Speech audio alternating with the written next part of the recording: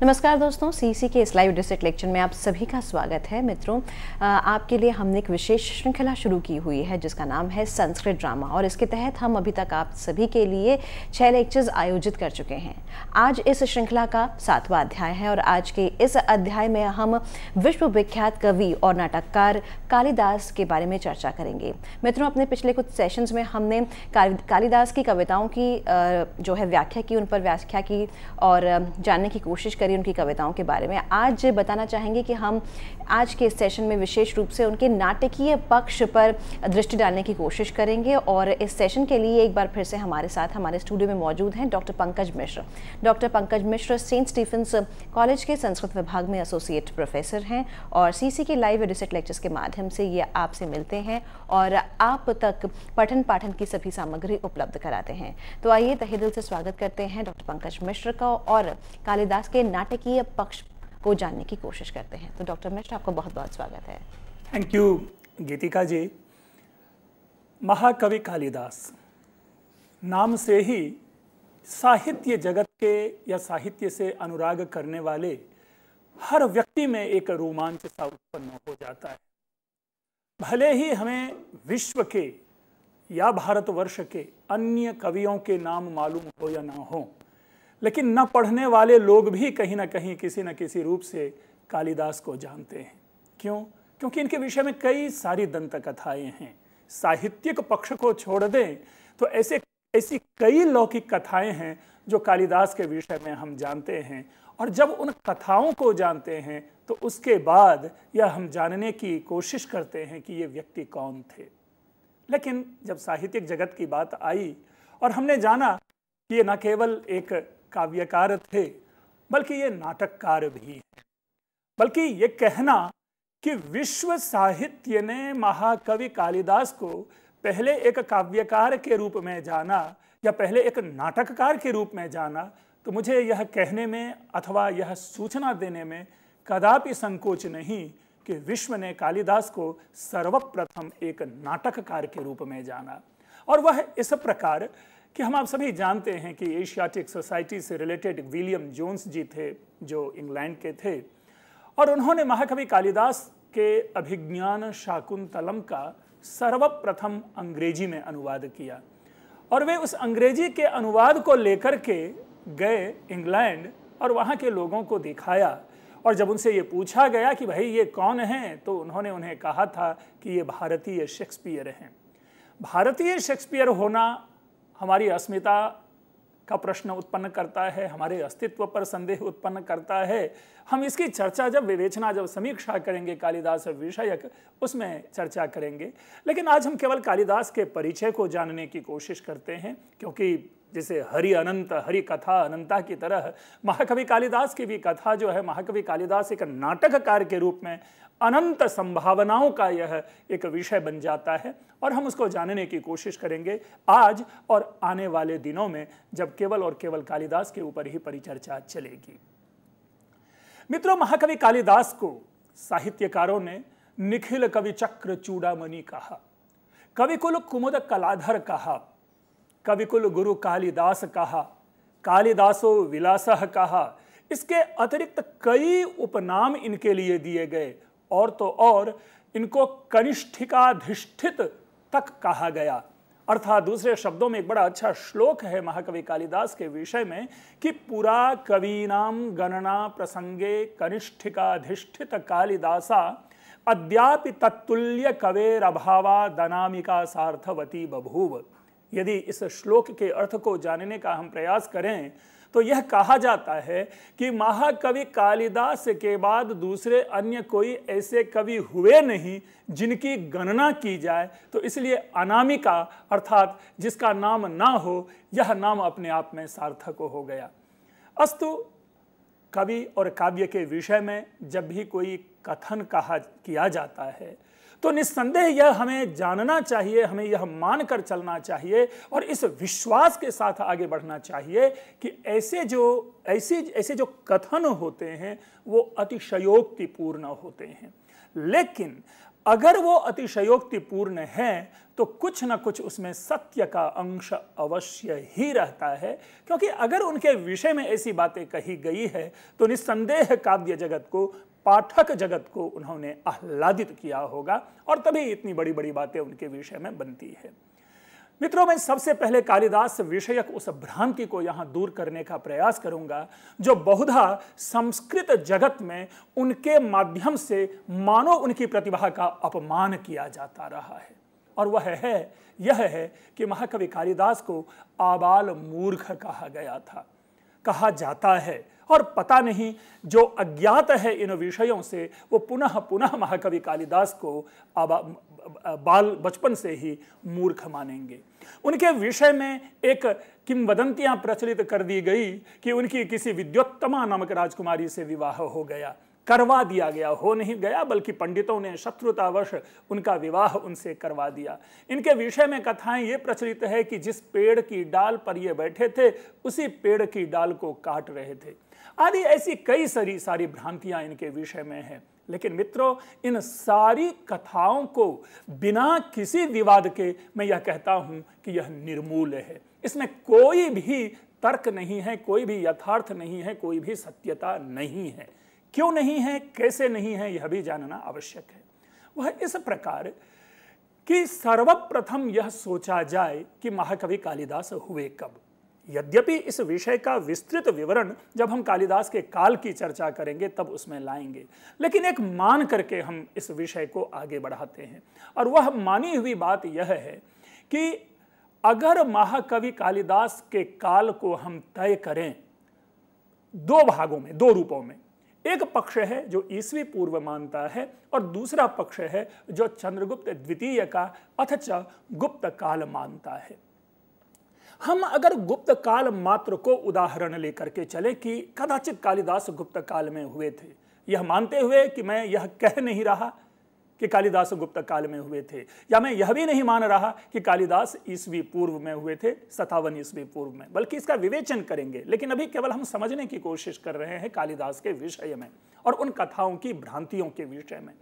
यदि महाकवि कालिदास गुप्त काल में हुए हैं, या यूं कहें महाकवि भास के बाद हुए हैं, या और उनसे पीछे ले जाया जाए तो कालिदास की एक रचना है मालविकाग्निमित्रम, तो कल्पना का अत्यंत निकष भी यदि हम मान लें कि महाकवि कालिदास अग्निमित्र के समकालीन होंगे, क्योंकि उन्होंने अपने नाटक का एक चरित्र बनाया है शुंगवंशी नायक अग्निमित्र को, तो निस्संदेह अग्निमित्र के पूर्व नहीं हुए होंगे। और अग्निमित्र का जो काल है वो 180 बीसी, 180 बीसी के बाद है, क्योंकि पुष्यमित्र शुंग का पुत्र है अग्निमित्र। तो अग्निमित्र उनके बाद हम अधिक से अधिक ले जा सकते हैं ऊपरी सीमा। और निम्न सीमा 634 ईस्वी का एक अभिलेख है, जिस अभिलेख का नाम है ऐहोल शिलालेख, और इनके कर्ता हैं रवि कीर्ति। और रवि कीर्ति ने अपने इस काव्य में अपने साथ साथ भारवी और कालिदास को सम्मान दिया है। और एक और इन्हीं के समकालीन थे महाकवि बाणभट्ट, और महाकवि बाणभट्ट ने तो महाकवि कालिदास के लिए एक स्पष्ट अलग से पद्य का निर्माण किया कि निर्गतासु नवाकस्य कालिदासस्य सूक्तिषु प्रीतिर मधुर सांद्रासु मंजरी श्विव जायते। तो जो एक हम ऊपरी सीमा और एक निम्न सीमा, अर्थात महाकवि बाणभट्ट, यानी महाकवि बाणभट्ट और रवि कीर्ति से और ऐहोल के शिलालेख से ये पहले हुए होंगे और अग्निमित्र के बाद हुए होंगे। लेकिन और उससे नीचे आते हैं, चूंकि महाकवि कालिदास ने उसी मालविकाग्निमित्रम में महाकवि भास का नामोल्लेख किया है, जो पुनः पुनः मैंने जब भास की चर्चा की थी तो उसमें वो पंक्ति सुनाई थी, और वो पंक्ति है कि प्रथित यशशाम भास कवि भास सौमिल्य कविपुत्रादीनाम प्रबंधान अतिक्रम्य आदि। तो यहां पर उन्होंने भास का नामोल्लेख किया है। तो भास से नीचे महाकवि कालिदास हुए होंगे।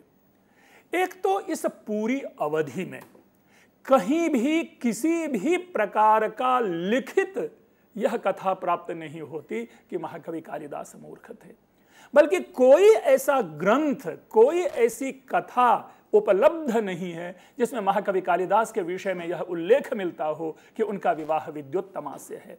कोई आलेख, कोई पत्रिका, कोई किसी भी प्रकार का शिलालेख, भित्तिलेख, मंदिर लेख, ताम्रपत्र, कहीं यह उल्लेख नहीं मिलता कि महाकवि कालिदास जिस पेड़ पर बैठे थे उसी पेड़ की, जिस डाल पर बैठे थे उसी डाल को काट रहे थे।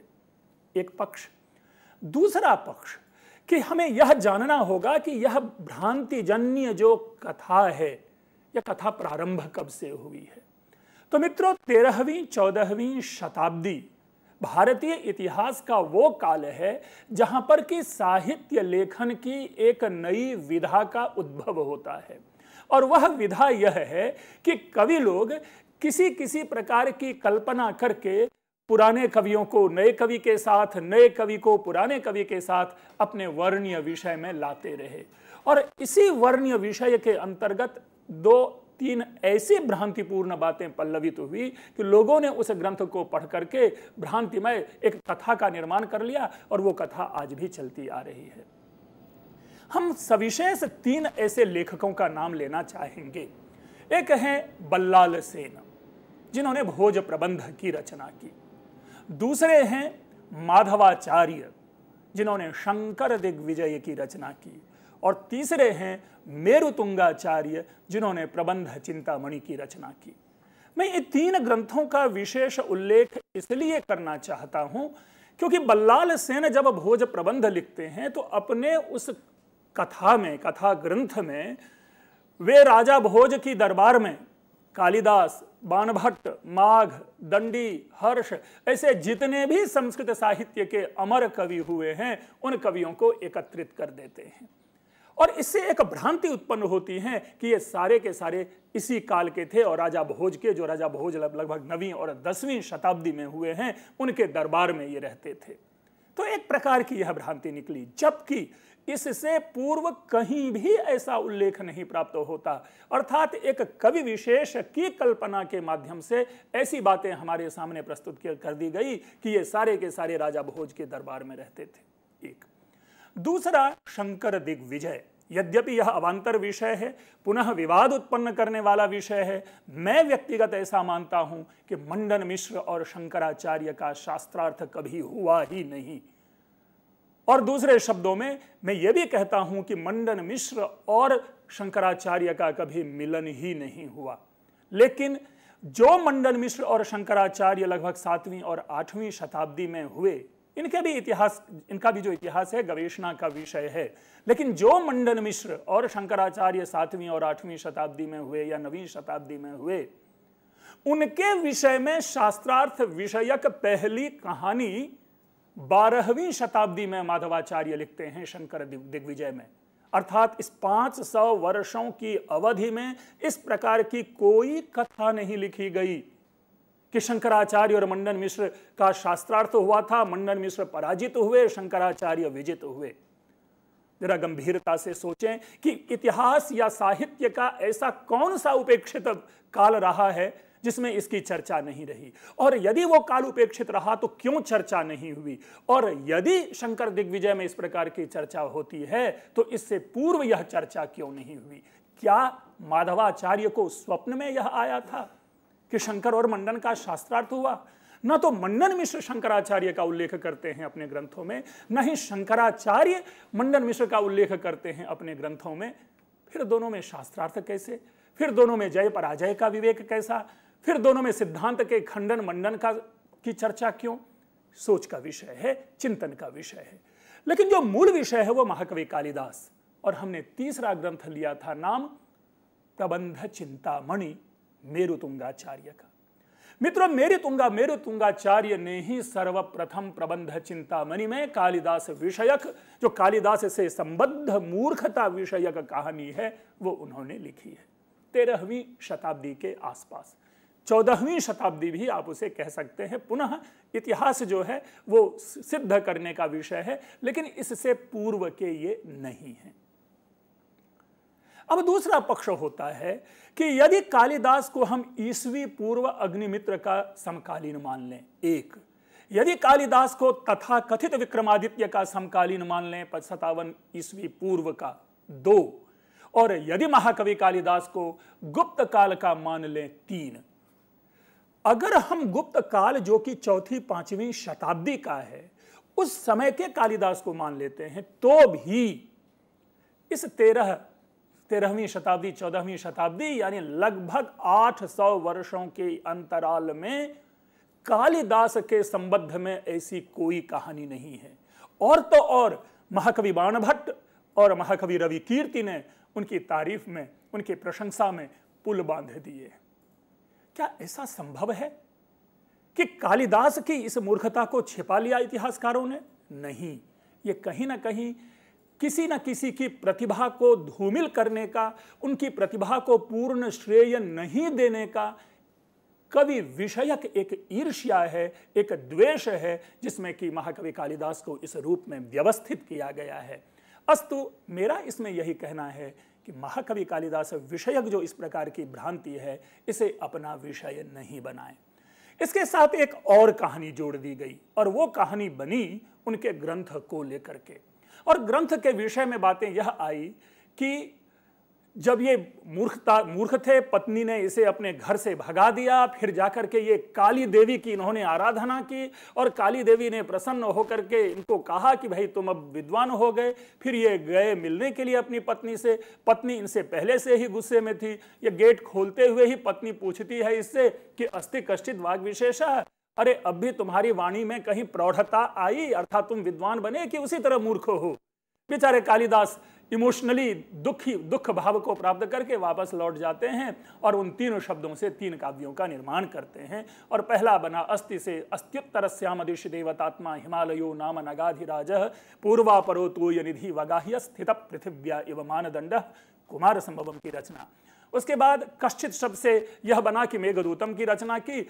और कश्चित का जो उनका पहला पद्य है मेघदूतम का, कश्चित कांता विरह गुरुना स्वाधिकारात् प्रमत्तः शापेनास्तंगमित महिमा वर्ष भोग्येन भर्तो यक्षश्चक्रे जनकतनया स्नान पुण्योदकेषु स्निग्धच्छाया तरुषु वसतिम राम गिर्याश्रमेषु। और वाग विशेषः के वाक शब्द से लेकर के रघुवंशम की रचना की और वो रचना बनी कि वागर्थाविव संपृक्तो वागर्थ प्रतिपत्तये जगतः पितरौ वंदे पार्वती परमेश्वरौ। मित्रों, यह एक काव्य शास्त्र विनोद हो सकता है और हम आप सभी जानते हैं कि काव्य शास्त्र विनोदेन कालो गच्छति धीमताम व्यसनेन च मूर्खाणाम निद्रया कलहेन वा। तो यह काव्य शास्त्र विनोद अच्छा हो सकता है, ग्रंथों में तारतम्य को, कॉन्टिन्यूटी को, सातत्य को बनाए रखने का एक बड़ा सुंदर ये एक कथानक हो सकता है। लेकिन प्रश्न पुनः उत्पन्न हो जाता है, क्या इसके अंतर्गत अभिज्ञान शाकुंतलम को स्थान नहीं मिल सकता था? या दूसरे शब्दों में कि क्योंकि हमें यह भी देखना होगा कि किस ग्रंथ की रचना इन्होंने पहले की है और किस ग्रंथ की रचना बाद की है। क्योंकि अगर ऋतुसंहार और मालविकाग्निमित्रम को इन दोनों ग्रंथों को के पहले अगर हम जोड़ दें तो फिर उन दोनों ग्रंथों की उपेक्षा यहाँ क्यों हो रही है? तब तो सबसे पहले इन्होंने ऋतुसंहार की चर्चा की, तो पहला शब्द वहां से लेकर के ये लोक कथा को प्रचलित किया जाना चाहिए था। अस्तु ऐसा नहीं है। वस्तुतः ये, जैसा मैंने शुरू में कहा, कि इसका एकमात्र समाधान है कि यह काव्य शास्त्र विनोद मात्र के लिए इस प्रकार के कथानक बना लिए गए हैं। दूसरा, एक काली का दास विषयक जो चिंतन है, इसे समझना आवश्यक है। मित्रों, हम आप सभी जानते हैं, जिसने कालिदास को पढ़ा है, उनके किसी भी काव्य में काली नामक देवी का उल्लेख नहीं है। काली की आराधना करते हुए महाकवि कालिदास नहीं देखे जाते और यह स्थापित सत्य है कि महाकवि कालिदास भगवान शिव के समुपासक थे। दूसरे शब्दों में वे शैव थे और अगर उनके ग्रंथों का आलोडन विलोडन करें तो आप निस्संदेह पाएंगे कि यदि अभिज्ञान शाकुंतलम को लेते हैं तो उनका प्रथम पद्य ही है शिव को समर्पित है। अगर विक्रमोर्वशीयम को हम लें तो उनका प्रथम पद्य जो नांदी है वह भी शिव को समर्पित है। मालविकाग्निमित्रम की चर्चा करें तो वह भी शिव को ही समर्पित है। इसी प्रकार अगर रघुवंशम की चर्चा करें तो उनका प्रथम पद्य शिव को ही समर्पित है और तो और पूरा कुमार संभवम ही शिव को समर्पित है। दूसरे शब्दों में महाकवि कालिदास कहीं भी ऐसे नहीं देखे जाते कि वो शिव के अतिरिक्त किसी अन्य पारंपरिक देव की आराधना, देव या देवी की आराधना कर रहे हों। ऐसी स्थिति में उन्हें काली का दास कह दिया जाना यह दोषपूर्ण चिंतन होगा। दूसरा एक और प्रश्न उत्पन्न होता है कि महाकवि कालिदास कालिदास हैं, कालीदास नहीं हैं। दूसरे शब्दों में जब इनके नाम को वर्तनी युक्त लिखा जाता है तो ल में ह्रस्व ई की मात्रा होती है, जबकि जो देवी हैं काली उसमें ल में दीर्घ ई की मात्रा होती है। और कालीदास शब्द से काली देवी का जो अभिप्राय लिया जाता है वो दोषपूर्ण है, और कहीं भी किसी भी जगह कालिदास ही लिखा जाता है, कालीदास नहीं लिखा जाता। तो इस रूप में भी इसे देवी का दास, जो काली नामक विशिष्ट देवी हैं, आराध्या हैं, उनके दास के रूप में इन्हें स्वीकार नहीं किया जाना चाहिए। मूलतः कालिदास है, इसलिए यहाँ पर अब विवेचन का विषय बनता है कि इस काली शब्द का अर्थ कैसे बनाया जाए और किस प्रकार इसे व्याकरण सम्मत बनाया जाए। तो मित्रों, मैंने बहुत चिंतन करने का प्रयास किया, बहुत ही सोचने का प्रयास किया, और कदाचित मैं पहली बार इस तरह का चिंतन प्रकट कर रहा हूं जो अन्यत्र उल्लिखित नहीं मिलता है। इसलिए यह पूर्णतया मौलिक मेरा चिंतन है कि जरा काली शब्द पर हम चिंतन करें। व्याकरण की दृष्टि से निष्पन्न होता है या नहीं, ये वैयाकरणों का काम है, लेकिन मैं एक चिंतन प्रस्तुत कर रहा हूं, वह इस प्रकार कि जो दंड को धारण करे वह दंडी कहलाता है, दंडिन। जो पक्ष को धारण करे वो पक्षिन कहलाता है, जो मंत्र को धारण करे वो मंत्रिन कहलाता है। ठीक है, अर्थात नकारांत बन रहा है ये। इसी प्रकार काल, काल शब्द से तात्पर्य आप देखेंगे, काल शिव का भी एक नाम है, और इसी नाम में एक नाम महाकाल की चर्चा महाकवि कालिदास अपने काव्य में करते हैं, यह किसी से छिपा हुआ नहीं है। तो काल, और दूसरा शब्द लें कि काल अर्थात समय को जो बांध करके चले। महाकवि कालिदास ने अभिज्ञान शाकुंतलम के मंगलाचरण में, नांदी में स्पष्ट कहा है, ये द्वे कालम विधत्तः। अब जरा इसे रिलेट करें कि ये द्वे कालम विधत्तः। यद्यपि इसके माध्यम से इन्होंने शिव की दो मूर्तियों सूर्य और चंद्र की ओर संकेत किया है, और काव्यगत संकेत जो है, नाट्यगत संकेत अनसुईया और प्रियंवदा की ओर किया है। लेकिन जरा इसे सोचें, जो काल को धारण करता हो, और काल को धारण करने वाला अर्थात शिव है, क्योंकि शिव के दो रूप हैं, सूर्य और चंद्र भी शिव की ही मूर्ति है, शिव का ही रूप है। तो यहां पर काल को धारण करने वाले कौन हुए? शिव हुए। अब जो काल को धारण करने वाला हुआ, यह वैयाकरणों के लिए प्रश्न है, जरा इस पर विचार करें, विमर्श करें कि कालिन शब्द बनता है कि नहीं। और यदि कालिन शब्द बनता है तो मेरा यह मानना है कि इसी कालिन के साथ दास शब्द का समास करके कालिदास बनेगा। जिस तरह मंत्री परिषद, जिस तरह पक्षीगण, जिस तरह मंत्रिमंडल, जिस प्रकार दंडी विरचित, अर्थात किसी में भी दीर्घ ई की मात्रा नहीं लगती, ह्रस्व ई की मात्रा लगती है, तो इस प्रकार कालिदास शब्द निष्पन्न हो सकता है। यह कहते हुए पुनः पुनः वैयाकरणों से निवेदन करते हुए कि कालिन शब्द बनता है कि नहीं, इस पर विमर्श हो, इस पर विचार हो।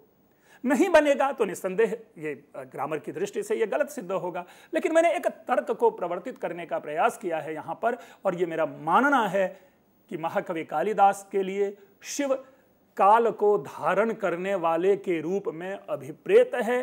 कालिदास ऐसा मानते हैं, इसीलिए उन्होंने नांदी में ये द्वे कालम विधत्तः के माध्यम से काल की ओर शिव का संकेत दिया है, और अन्यत्र वो महाकाल आदि का उल्लेख करते ही हैं। तो काल रूप में कहीं ना कहीं वो शिव के सेवक हों, इस रूप में ये अर्थ बनता है, और तदनुसार कालिदास शब्द सर्वथा निष्पन्न होता है, तार्किक दृष्टि से स्पष्ट प्रतीत होता है।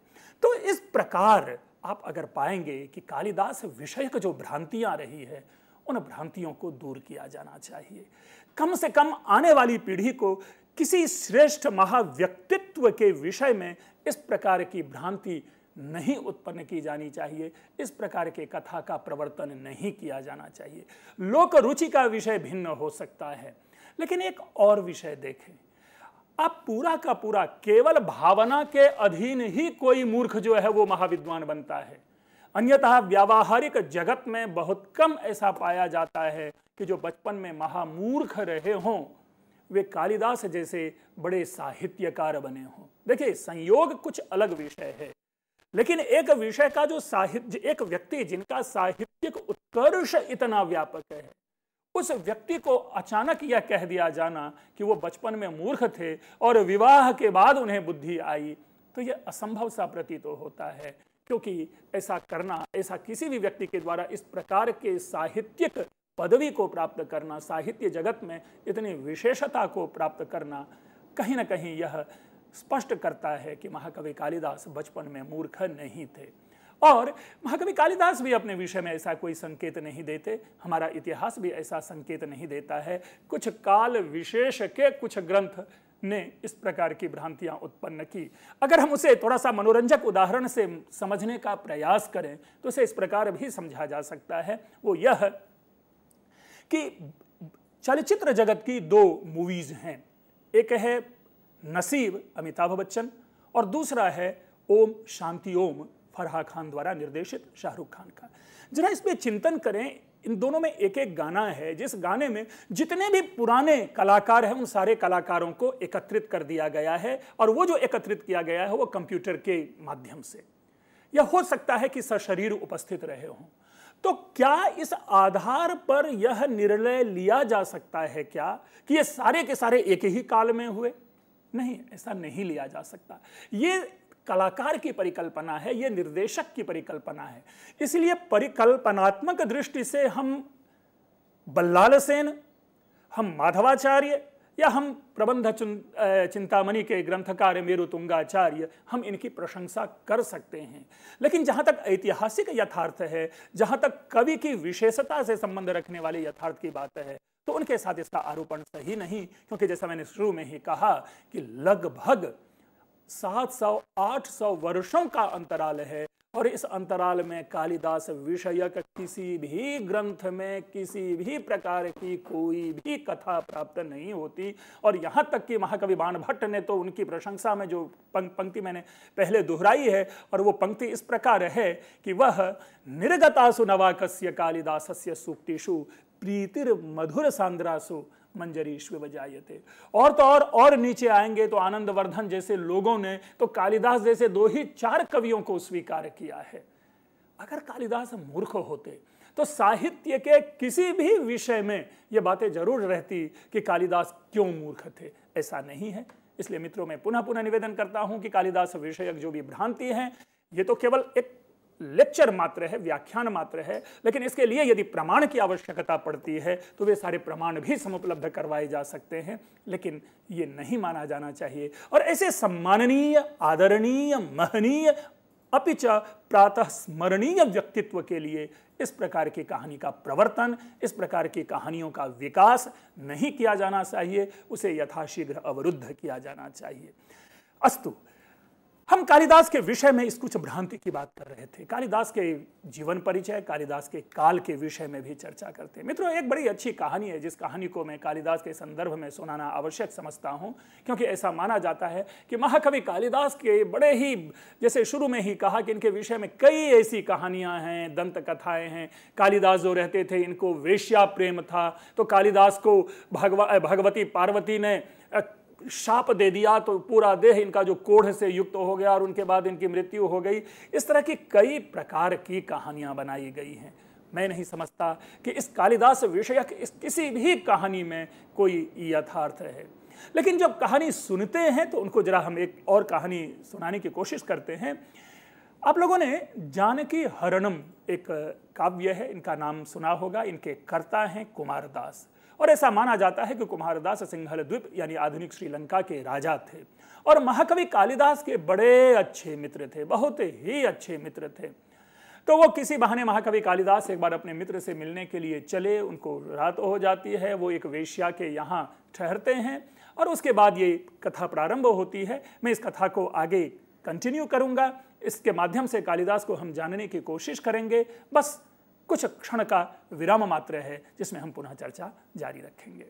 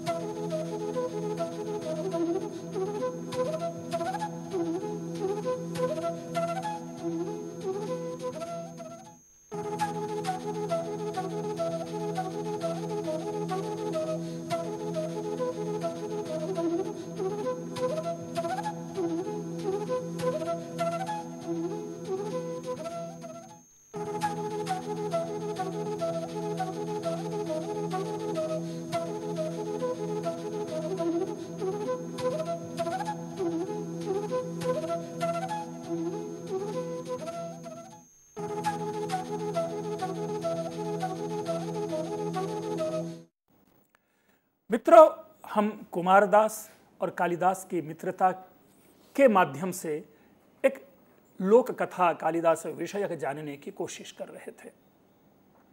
तो जैसा हमने कहा कि कालिदास कुमारदास से मिलने के लिए लंका की ओर चले और शाम हो गई, रात हो जाती है। एक वो वेश्या के घर पे विश्राम करते हैं।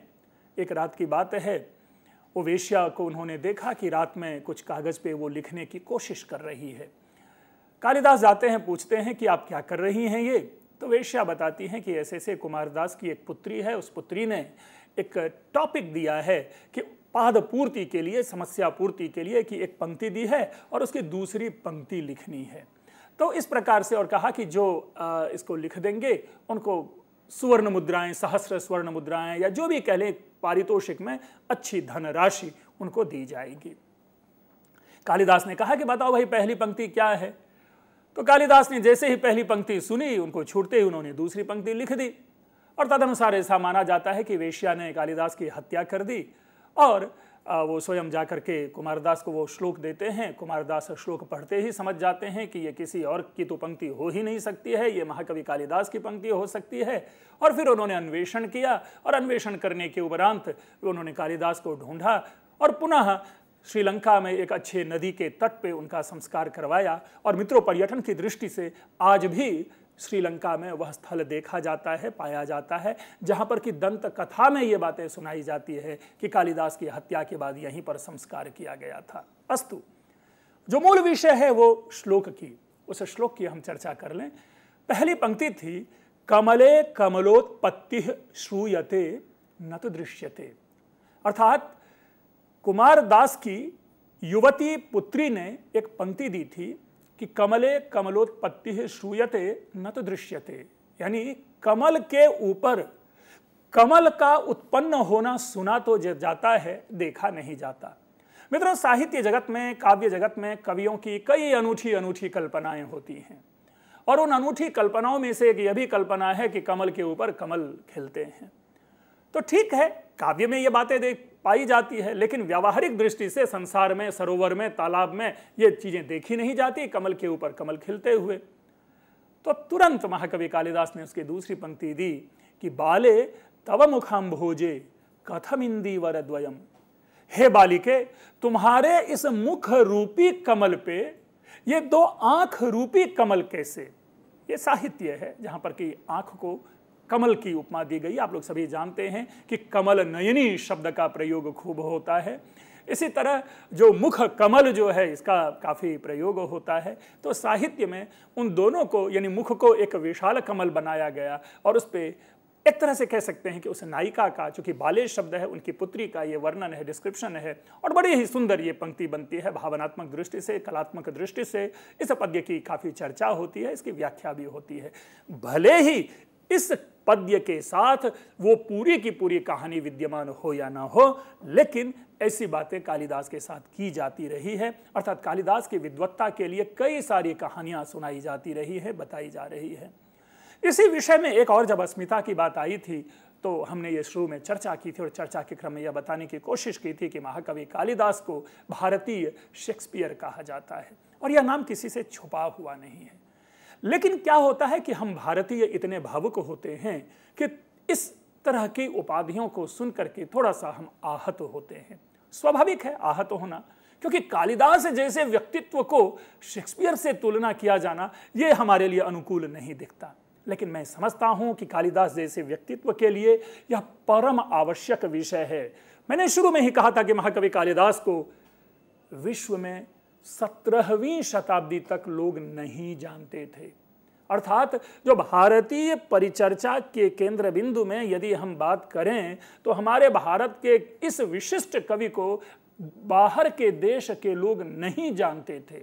और यह श्रेय प्रथमतः विलियम जोन्स को जाता है, जिन्होंने अभिज्ञान शाकुंतलम का अनुवाद किया और उस अभिज्ञान शाकुंतलम के अनुवाद को लेकर के वो इंग्लैंड गए। वहाँ की जब विद्वानों ने पूछा कि भाई ये किसकी रचना है, तो उन्होंने बताया कि ये कालिदास की, द ग्रेट कालिदास उनकी ये रचना है।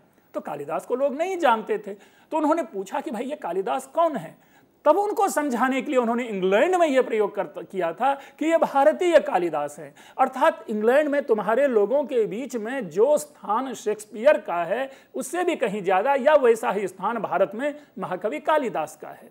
ये तो सामान्य सी बातें होती है मित्रों कि किसी भी व्यक्ति को अगर उनकी प्रतिभा की स्थापना की जाती है तो समकालीन किसी श्रेष्ठ विद्वान से या समकालीन किसी श्रेष्ठ व्यक्तित्व से समता दिखा करके उनकी बातें की जाती है।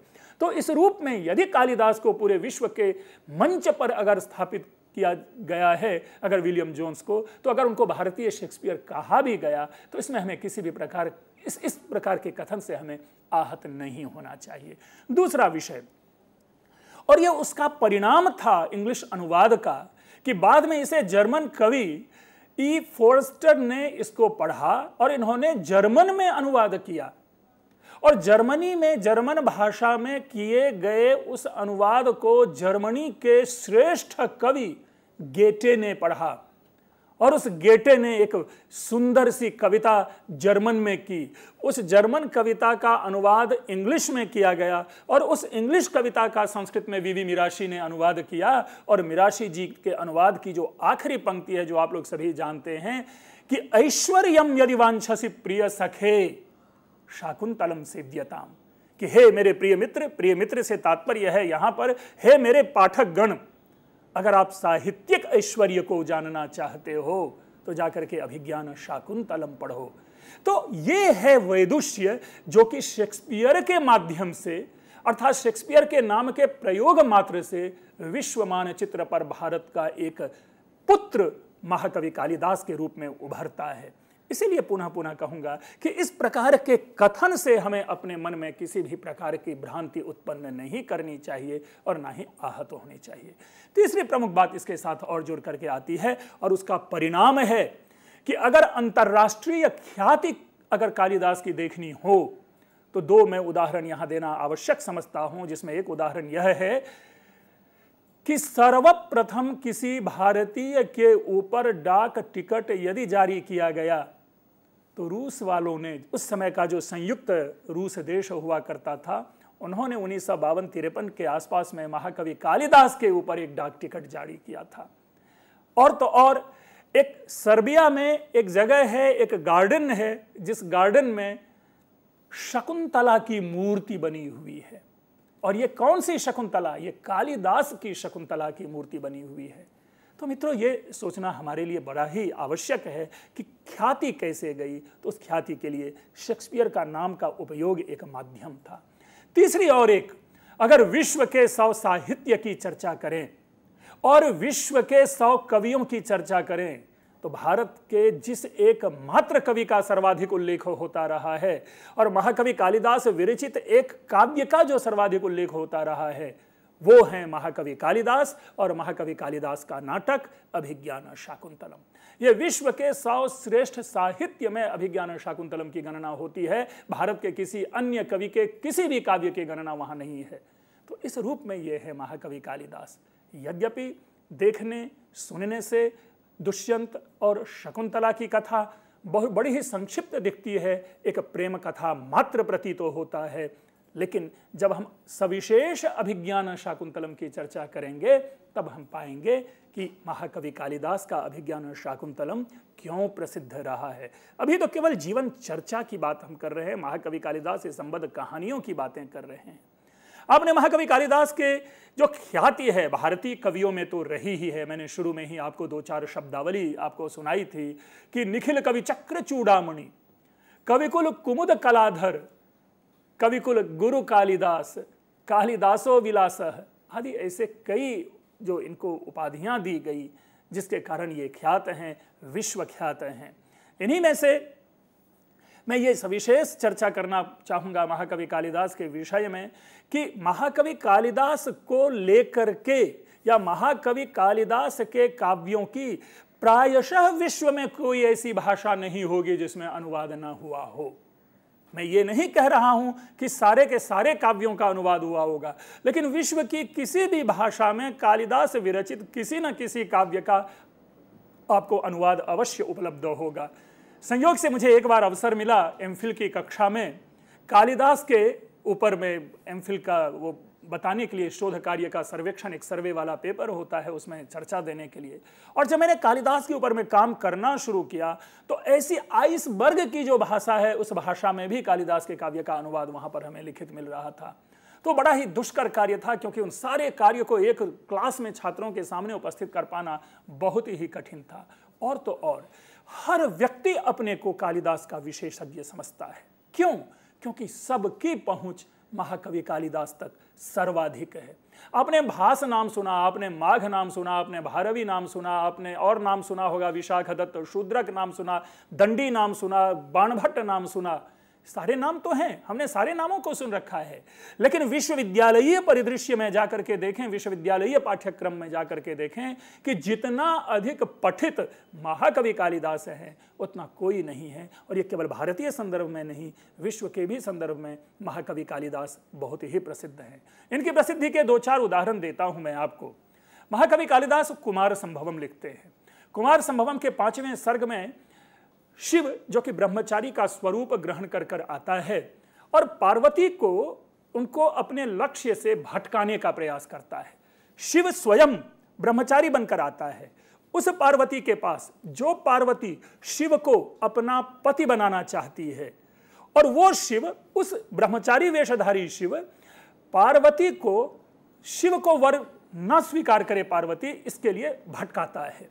और उसी क्रम में ब्रह्मचारी वेशधारी शिव पार्वती से पूछते हैं और पूछते हुए कहते हैं कि अपिक्रियार्थम सुलभम समित कुशम जलान्यपि स्नान विधि क्षमाणिते अपि स्वशक्त्या तपसि प्रवर्तसे शरीरमाद्यम खलु धर्म साधनम। मैं जहां संकेत देने जा रहा हूं, अगर आप लोगों ने कुछ पंक्ति इसमें सुनी होगी तो उसमें अर्थ ग्रहण आपने अवश्य कर लिया होगा। ब्रह्मचारी तपस्या में रहने वाली पार्वती से पूछता है कि अपिक्रियार्थम सुलभम समित कुशम, अर्थात आप जो यज्ञ आदि हवन आदि करते हैं उनकी आहुतियों के लिए लकड़ी आदि, ईंधन आदि मिल तो जा रही हैं, सुलभ तो हैं, समित कुशम अर्थात समिधा और कुश घास आदि। अपि जलान्यपि कह रहे कि और जल आदि जो है वो आपको मिल रहा है कि नहीं। अपि क्रियार्थम सुलभम समित कुशम जलान्यपि विधि क्षमानिते, और जल जो है वो क्या आपको उपलब्ध हो पा रहा है, या आप अपने शरीर से, क्योंकि आप तो कृशकाया दिख रही हैं, आप दुबली पतली दिख रही हैं, कमजोर दिख रही हैं, तो पता नहीं आपसे सारे कार्य पूर्ण हो रहे होंगे कि नहीं। तो आप अपनी शरीर से अपने तपस्या में, अपने लक्ष्य में प्रवृत्त हो पा रही हैं, क्योंकि शरीर माध्यम खलु धर्म साधनम, स्वास्थ्य ही धन है। धर्म का प्रथम साधन क्या है? स्वास्थ्य है। मित्रों, कालिदास का हम भारतीयों का सम्मान है कि AIIMS, all India medical institute, अखिल भारतीय आयुर्वेदिक संस्थान, इसका उद्देश्य वाक्य जहां से लिया गया वे महाकवि कालिदास का लिखा गया कुमार संभवम है। और कुमार संभवम की ये पंक्ति है, शरीर माध्यम खलु धर्म साधनम। तो आज आप लोग अवश्य देखें कि एम्स के एम्ब्लेम के नीचे ये लिखा होगा, शरीर माध्यम खलु धर्म साधनम। यही नहीं, कालिदास के कई सारे ऐसे कथन हैं जो भारत की कई सारी संस्थाओं के उद्देश्य वाक्य के रूप में हैं। आप दिल्ली संस्कृत अकादमी अगर जानते हो तो उनका उद्देश्य वाक्य है, सरस्वती श्रुत महताम महीयताम। अभिज्ञान शाकुंतलम के 7वें अंक के आखिर में भरत वाक्य है, और भरत वाक्य की दूसरी पंक्ति है यह। पहली पंक्ति है प्रवर्तताम प्रकृति हिताय पार्थिवः, और दूसरी पंक्ति है सरस्वती श्रुत महताम महीयताम। ये तो दो ऐसे ख्यात और ज्ञात उदाहरण हैं जिसे कि आप आसानी से अपना एसोसिएशन जिन कथनों के साथ बना पाते हैं। लेकिन ऐसी कई संस्थाएं हैं जिन संस्थाओं का उद्देश्य वाक्य महाकवि कालिदास की कल्पनाओं से जो प्रसूत पंक्ति है वह जाकर के बनती है। अस्तु, तो ये कालिदास है, लेकिन कालिदास ये तो बाह्य कथा है, ये तो बाहरी कहानी है, लेकिन वस्तुतः है क्या कालिदास? इसलिए कालिदास को जानने के लिए हम उनके काव्यों का विश्लेषण करेंगे, वर्गीकरण करेंगे, समीक्षण और टिप्पण करेंगे। लेकिन उससे पहले आवश्यक है महाकवि कालिदास के काल, महाकवि कालिदास के स्थान, या महाकवि कालिदास के जो कृत्य हैं उनको जानना। सबसे सरल और सहज है उनके कृत्यों की चर्चा। कृत्य से तात्पर्य मेरा यहां सविशेष है उनकी कृतियां, उनकी जो रचनाएं हैं। और अगर उनकी रचनाओं की लिस्टिंग करें तो भ्रम बहुत सारे हैं कि इस ग्रंथ की भी रचना इन्होंने की, इस ग्रंथ की भी रचना इन्होंने की, उस ग्रंथ की भी उन्होंने रचना की। लेकिन जो सर्वाधिक प्रसिद्ध है और जिनको ही माना जाता है कालिदास की रचनाएं मानी जाती है, वे हैं ऋतुसंहार, मेघदूतम। ये दो गीतिकाव्य और खंडकाव्य की श्रेणी में इन्हें रखा गया है। इनका विश्लेषण अलग ढंग से करेंगे। इनकी रचना है अभिज्ञान शाकुंतलम, बल्कि क्रम से लें मालविकाग्निमित्रम, विक्रमोर्वशीयम और अभिज्ञान शाकुंतलम। ये 3 इनके नाटक हैं और 2 महाकाव्य हैं जिनकी चर्चा आजकल आप सुन रहे होंगे, रघुवंशम और कुमार संभवम। तो कुल मिलाकर के महाकवि कालिदास की 7 रचनाओं की चर्चा होती है।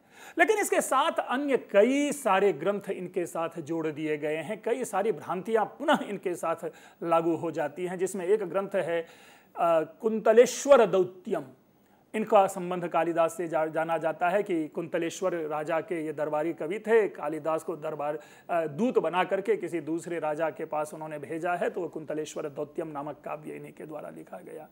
एक है ज्योतिर्विदाभरणम, और ये ज्योतिर्विदाभरणम ग्रंथ है जिस ग्रंथ में सर्वप्रथम जो कालिदास, जो विक्रमादित्य के जो 9 रत्न थे, नवरत्न थे, वो जो विषय आता है धन्वंतरी, क्षपनका, मरसिंह, वेताल, भट्ट, शंकुक आदि जो नाम लिए जाते हैं 9 के 9 रत्न का, ये सारे के सारे वररुचि आदि, तो वो ज्योतिर्विदाभरणम नामक काव्य से संग्रहित है। और लोगों का ऐसा मानना है कि स्वयं महाकवि कालिदास ने ज्योतिर्विदाभरणम की रचना की।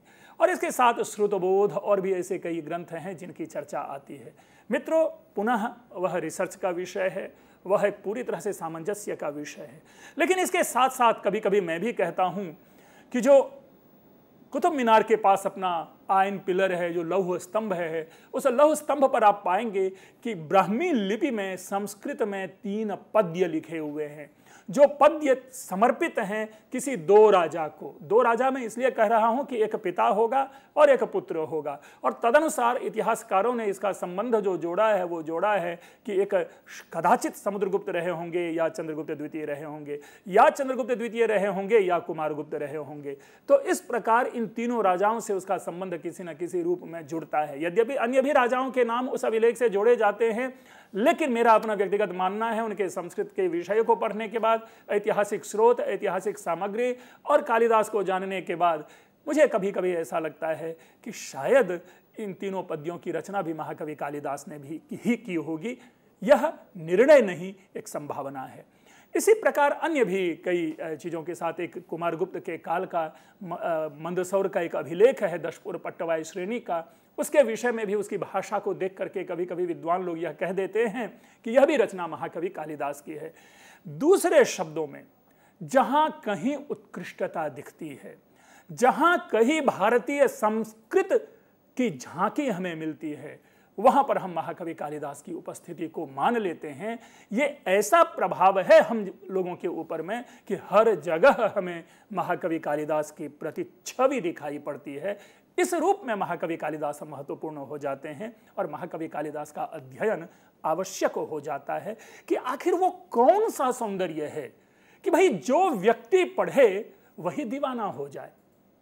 ये केवल और केवल संस्कृत के विद्वानों की चर्चा में नहीं कर रहा, या हम जैसे लोग जो संस्कृत का नित्य पठन पाठन करते हैं, मैं उनका उल्लेख नहीं कर रहा, बल्कि जिस किसी भी इतर भाषा के जानकार रखने वाले, इतर विषयों की कविता करने वाले जिस किसी भी विद्वान से हम मिलते हैं, वो जरूर कहीं ना कहीं किसी न किसी रूप में यदि किसी एक संस्कृत कवि की चर्चा करते हैं तो वे कालिदास की करते हैं। तभी हमने कहा, इसलिए यह आवश्यक हो जाता है कालिदास को जानना, कालिदास को समझना, कालिदास का अध्ययन करना। और यदि साहित्य में आप रुचि रखते हैं और कालिदास का अध्ययन नहीं किया, तो मैं समझता हूं कि साहित्य के कुछ अंश को अभी तक आपने पकड़ने का प्रयास नहीं किया है। इसलिए भी कालिदास को जरूर पढ़ें, भले ही उसमें दोष आएंगे। मैं भी जब चर्चा करूंगा तो कालिदास के कई सारे दोषों को भी मैं आपके सामने रखूंगा कि कहां कहां कालिदास जो है वो सीमा का उल्लंघन करते हैं या एक गलत दिशा में ले जा रहे हैं बातों को।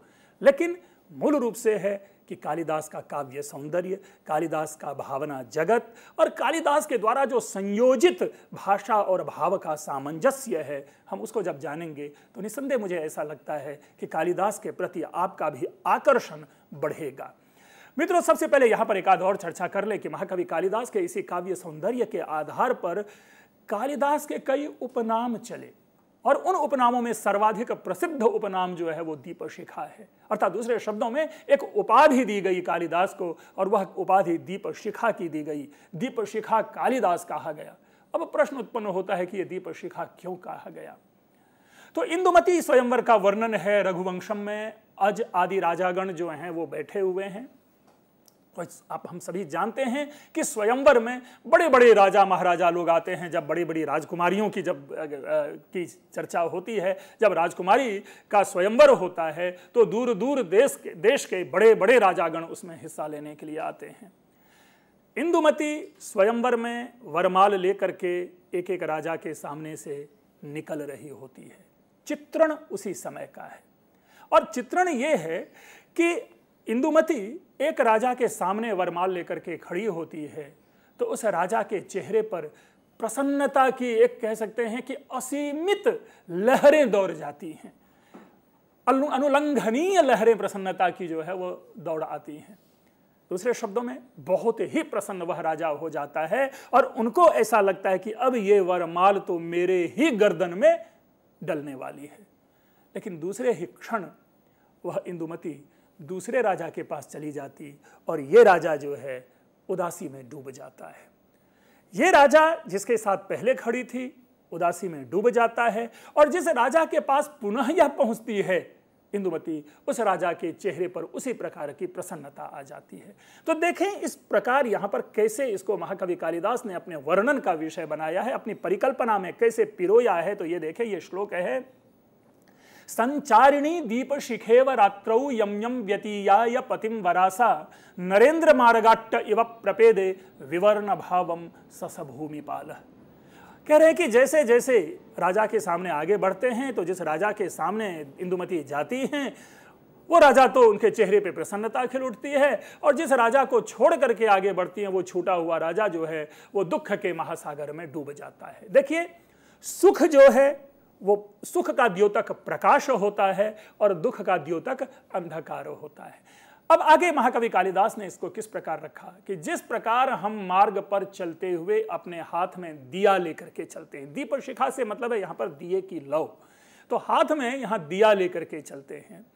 तो जिस रास्ते किनारे खड़े, जिस घर के सामने हम खड़े होते हैं दिया लेकर के, वह घर तो प्रकाशित होता है, लेकिन उसके पीछे जो घर छूट गया और उसके बाद के जो घर छूटे हुए हैं वो दोनों घर क्या है, अंधकार में डूबा होगा।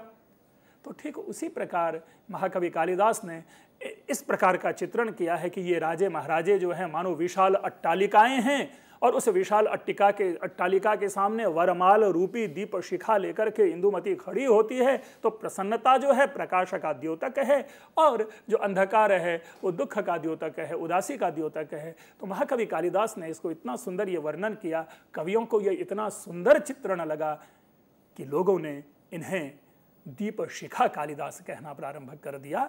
और वो श्लोक पुनः मैं सुनाऊंगा। संचारिणी दीप शिखेव रात्रौ यम यम व्यतीयाय पतिम वरासा नरेंद्र मार्गाट्ट इव प्रपेदे विवर्ण भावम सस भूमिपाल। और एक दूसरी पंक्ति जो जब मैंने भास की चर्चा की थी तो भास की चर्चा के क्रम में भी उस पद्य को हमने सुनाया था जिसमें कि भासो हासह कहा गया है।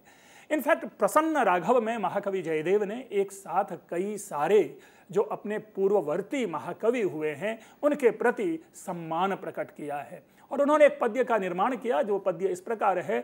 यस्याश्चौरश् चिकुर निकुरः कर्णपूरो मयूरो भासो हासः कविकुल गुरु कालिदासो विलासः हर्षो हर्षो हृदये वसति पंचबाणस्तु बाणः नैषाम केशाम कथय कविता कामिनी कौतुकाय। दूसरे शब्दों में आप पाएंगे यहां पर क्या है, कविकुल गुरु कालिदासो विलासः। तो ये इतना सुंदर कालिदास के प्रति सम्मान, कालिदास के प्रति भावनाएं अर्पित की जाती रही हैं कि निस्संदेह यह एक ऐसी पहेली बन जाते हैं कालिदास कि जिनको हर व्यक्ति सुलझाने का प्रयास करता है, हर पाठक उसको बताने का प्रयास करता है। महाकवि कालिदास के काव्यों के अंतर्गत एक सबसे बड़ी बात ये निकल कर आती है कि महाकवि कालिदास का कोई भी काव्य काल्पनिक नहीं है, अर्थात उनके काव्यों के जो नायक हैं, उनके काव्यों की जो कथा है, उनका पूर्व स्रोत कहीं ना कहीं विद्यमान होता है। जैसे यदि हम अभिज्ञान शाकुंतलम की चर्चा करेंगे तो इनका पूर्व स्रोत महाभारत है, पद्म पुराण है, कट्ठाहारी जातक है, और कुछ ब्राह्मण ग्रंथों में भी इसकी कहीं ना कहीं चर्चा मिलती है। दूसरा, हाँ, एक मेघदूतम को लेकर के यह संशय उत्पन्न हो सकता है कि किसी पूर्व कथा विद्यमान है कि नहीं, लेकिन कई सारे लोग इनका संबंध योग वासिष्ठ से भी देने की कोशिश करते हैं। अस्तु, मैं जब इसकी चर्चा करूंगा तो मैं कहूंगा कि यह किसी और की नहीं बल्कि स्वयं महाकवि कालिदास की ये ऑटोबायोग्राफी है। अर्थात विश्व साहित्य में यदि किसी व्यक्ति ने सर्वप्रथम ऑटोबायोग्राफी लिखा है तो वह महाकवि कालिदास का मेघदूतम है, उसकी चर्चा उस समय। लेकिन जो मैंने मूल विषय बताया कि चाहे अभिज्ञान शाकुंतलम हो, चाहे मालविकाग्निमित्रम हो, चाहे विक्रमोर्वशीयम हो, विक्रमोर्वशीयम का तो पूरा का पूरा अब पुरुर्वा और उर्वशी संवाद जो है ऋग्वेद में उपलब्ध होता है, तो इनके सारे काव्यों का कहीं ना कहीं किसी न किसी रूप में पूर्व स्रोत विद्यमान है, और पूर्व चली आ रही कथाओं का ही इन्होंने परिवर्धन किया है और परिष्करण किया है। लेकिन उन कथाओं के माध्यम से सदैव इन्होंने एक सामाजिक संदेश दिया है, और उस संदेश को हम पकड़ने का प्रयास करेंगे और उसके माध्यम से उस काव्य को हम जानने की कोशिश करेंगे, और उसके आधार पर हम जानेंगे कि क्यों अभिज्ञान शाकुंतलम विश्व साहित्य का सर्वश्रेष्ठ साहित्यों में से एक है, और क्यों हम ये भी कहते हैं कि जब विक्रमोर्वशीयम पढ़ेंगे और अभिज्ञान शाकुंतलम पढ़ेंगे तो अभिज्ञान शाकुंतलम का जो बीज है वो विक्रमोर्वशीयम है, अर्थात विक्रमोर्वशीयम का ही परिवर्धित रूप जो है वह अभिज्ञान शाकुंतलम है। दोनों के कथानक में कोई अंतर नहीं है। कई कई संवाद ऐसे आपको लगेंगे जैसा लगेगा कि विक्रमोर्वशीयम ही हम पढ़ रहे हों।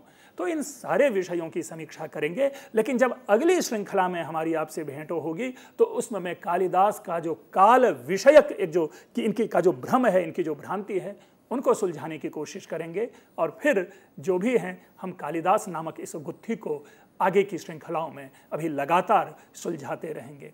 आप जरूर इसे एक बार फिर से सुने, ध्यान से सुने, और मैं समझता हूं कि यह कथन आप लोगों को उत्प्रेरित जरूर किया होगा, उद्वेलित भी किया होगा, क्योंकि कई सारे ऐसे विचार हैं जो आम व्यक्ति की मानसिकता के अनुकूल नहीं है। तो इस पर अगर प्रश्न हो तो आप प्रश्न अवश्य भेजें, और मैं यथासंभव प्रयास करूंगा उसके समाधान का। आप लोगों का बहुत बहुत धन्यवाद। और हम धन्यवाद देना चाहेंगे डॉक्टर पंकज मिश्र को, जिनके माध्यम से आज हमें कालिदास पर विशेष रूप से चर्चा करने का मौका मिला, और बहुत सी जो भ्रांतियां थी उन भ्रांतियों को भी समाप्त करने का मौका मिला। मित्रों, हम यही चाहते हैं कि आप अपनी प्रतिक्रियाएं, अपने सुझाव, अपने प्रश्न हमारे साथ ज़रूर साझा करें। हमारी ईमेल आईडी है info.cec@nic.in। श्रृंखला का ये अध्याय आज ज़रूर समाप्त होता है, लेकिन इसी अध्याय को एक नए सेशन के साथ हम लेकर हाजिर होंगे। तब तक के लिए आप सभी को नमस्कार। नमस्कार पंकज जी।